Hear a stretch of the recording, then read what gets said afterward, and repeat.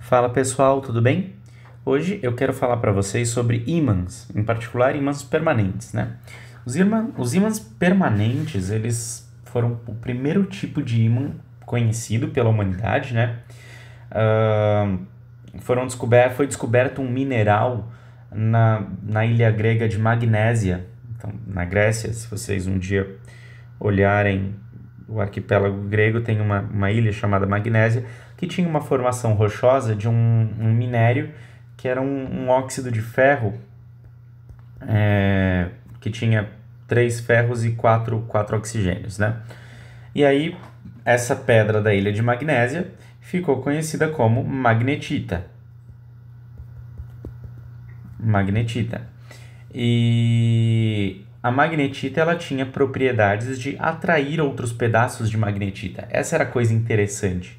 Então, se você pegasse um pedaço de magnetita, outro pedaço de magnetita, eles se atraíam. Ou, dependendo da posição que você colocasse seus pedaços de magnetita, eles se repeliam. E aí, essa magnetita era ela, no começo, né, em grego, o idioma da Magnésia, eles chamaram de Adamaslitos, né? Adamaslitos. Adamas significa não, né? E Damas é aquilo que pode ser domado. Então, era um metal indomável, uma pedra indomável. Aliás, é exatamente a mesma origem do diamante, do termo diamante, vem do grego. Enfim, estou divagando. E esse minério, então, foi o primeiro ímã. Era um ímã, em português é assim que escreve, tá? É um ímã natural. Então, os ímãs permanentes, a gente pode encontrar eles naturalmente, ou nós podemos criar ímãs permanentes usando ferro, cerâmica, ligas metálicas, né? Os ímãs de neodímio, por exemplo. Mais para frente a gente vai entender como são criados esses artificiais, mas por enquanto vamos focar nesses que são encontrados na natureza, né? Então, basicamente, quando a gente olha para um objeto como esse, né, ele tem dois polos. Ele vai ter um polo sul, por exemplo, e um polo norte. Certo? Isso é o que constitui um ímã, tá? Como é que é definido isso, né? O que faz ele ser magnético? Aí é uma coisa bastante complicada de explicar. Eu vou dar uma ideia só e acho que entrar em detalhes dessa explicação foge do escopo do curso, foge do alcance do curso de vocês. Mas a ideia é basicamente a seguinte, né? O objeto ele é composto por átomos. Os átomos têm elétrons e esses elétrons orbitam o átomo com um sentido específico. Eles têm, portanto, um momento angular intrínseco. Esse momento angular intrínseco a gente chama de spin. E aí a gente define esse spin como sendo meio que, sei lá, vocês podem entender como uma espécie de rotação eletrônica. E aí a forma como os elétrons giram nesse átomo, né, em um sentido ou em outro sentido, vai dizer para que lado aponta esse vetor spin e vai dizer como é que é o magnetismo disso. Então, se a gente tem um objeto com os átomos todos desordenados, né, cada um apontando para um lado diferente, então é um objeto desmagnetizado. Agora, quando a gente alinha todos os átomos, todos os elétrons, faz todos os elétrons girarem no mesmo sentido, está tudo alinhado, ou pelo menos a maioria estando alinhado, né? Então a gente cria aqui um ímã, tá? Um ímã permanente. Não vou entrar em muito mais detalhes do que isso, tá? Mas é importante a gente saber disso, porque em nível fundamental essa explicação ela é importante. Por quê? Porque a gente não consegue, por conta disso, né, a gente não consegue separar um ímã em dois polos distintos. Eu não poderia quebrar esse ímã aqui ao meio e ficar com um pedaço só norte e um pedaço só sul. Não tem como. Não existe isso. Isso não acontece. Não acontece. Por quê? Bom, se o que está dando o nosso ímã, né, o que está criando a nossa orientação norte-sul é a orientação de algo dos átomos, se você divide o seu ímã em dois pedaços, esses dois pedaços ainda serão formados por átomos. E esses átomos ainda terão essa mesma organização. Então, o que vai acontecer é que cada pedaço, né, da nossa divisão, cada parte dividida vai, na verdade, ter um pedaço norte e um pedaço sul. Então, a gente cria dois ímãs menores com um pedaço norte e um pedaço sul, desse jeito. Então, a gente fica com, no lugar de ter um polo norte e um polo sul, nós temos um pedaço norte e um pedaço sul, tá bom? Quer dizer, nós temos um pedaço norte-sul e outro pedaço norte-sul, dois ímãs. Então, quando você pega um ímã e divide ele na metade, o que você tem ainda são dois ímãs, tá? Dois ímãs.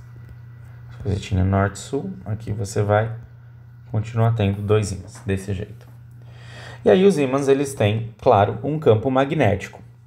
Esse campo magnético, a convenção é de que o campo magnético sai, as linhas de campo saem do norte, tá? E entram no sul. Tudo bem? Então, num ímã convencional, o formato deve ser algo mais ou menos assim. Bem parecido lá com os dipolos elétricos que a gente estudava quando estava vendo eletrostática, né? Então, o campo magnético de um ímã de barra é algo mais ou menos assim. Se você tivesse, por exemplo, um ímã em formato de ferradura, aqueles de desenho animado, sabe? Que aqui é o norte, aqui é o sul. Então, o que a gente teria seriam linhas de campo desse jeito, saindo do norte e entrando no sul. Claro que até algumas passando por dentro do ímã, mas a ideia é mais ou menos essa. Certo? Bom, basicamente é isso. A gente tem que desenhar as setinhas, né? Saindo do norte, entrando no sul. Sempre desenhando setinhas. Saindo do norte, entrando no sul. Tá bom? Essas linhas de campo, se você olha ela de pertinho, você vai ver um vetorzinho, né? Se você pergunta quanto ela vale nesse ponto ela é uma grandeza vetorial. Então, a gente está falando de um campo vetorial, certo? É um campo vetorial, igualzinho o campo elétrico, era um campo vetorial.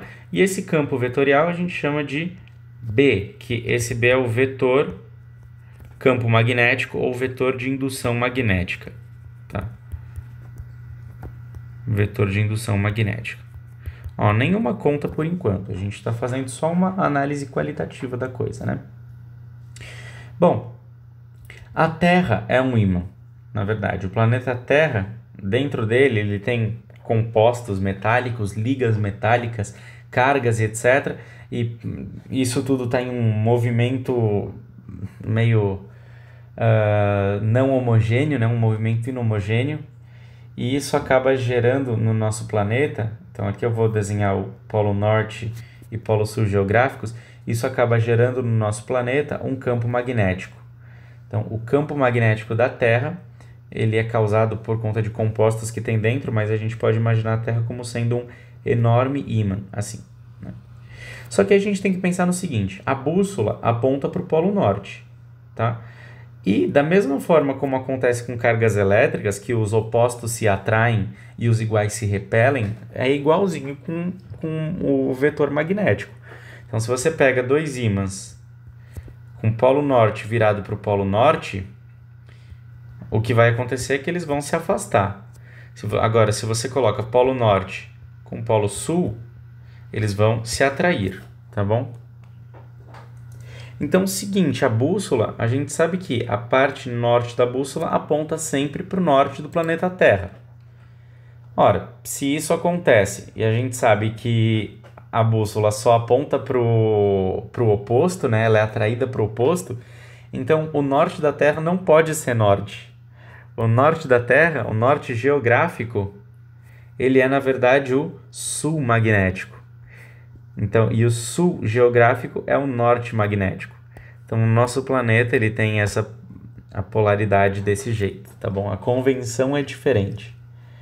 Mas, se vocês provavelmente já viram isso com o professor Ricardo, né, em geografia, mas o norte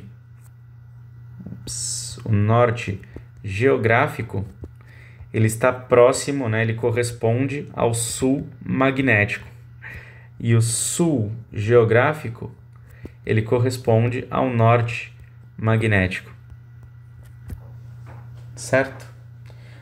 É assim que a gente consegue se orientar usando uma bússola.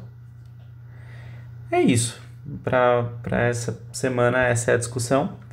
Na próxima aula, a gente vai relacionar um pouco da eletricidade com o magnetismo e ver como é que surgem outros tipos de corrente. Até a próxima!